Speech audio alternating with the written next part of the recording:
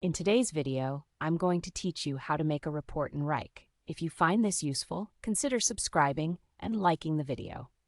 Let's get started with the first step, logging in. To access Wrike, head over to the Wrike login page. You can conveniently sign in using your linked Google account, which is super easy and saves you from typing out your credentials. Just a couple of clicks and you're in. Now that you're on the main dashboard, let's find the reporting features. Look over to the left panel of your dashboard. You'll see an option labeled More. Go ahead and click on that. Once you do, a list of options will expand and you'll want to click on Reports. This is where all your reporting tools are located. Before moving on, here's a quick heads up. Many of the full reporting features are part of the paid tiers, so if you notice a prompt saying Upgrade License, that means your current plan doesn't support those features. If you need those advanced tools, you might want to consider upgrading. But don't worry if you're not ready to upgrade just yet. There's a free alternative that will still give you some insights. Just navigate directly to your specific project workspace.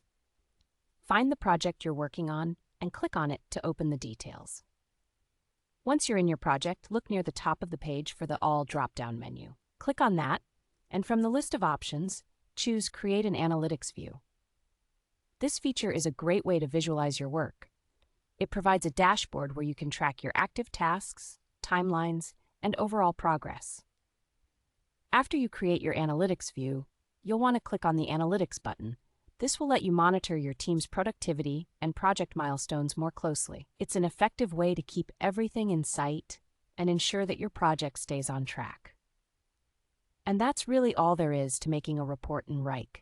Whether you're taking advantage of the full reporting features or using the Analytics view, you now have the tools to keep your projects organized and your team informed.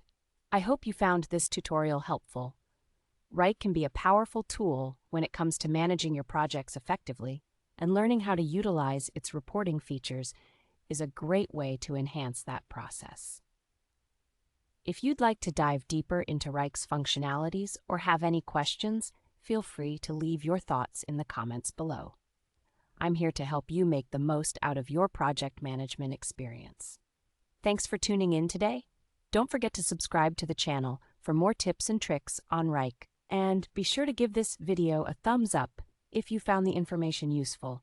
Happy project managing, and I'll see you in the next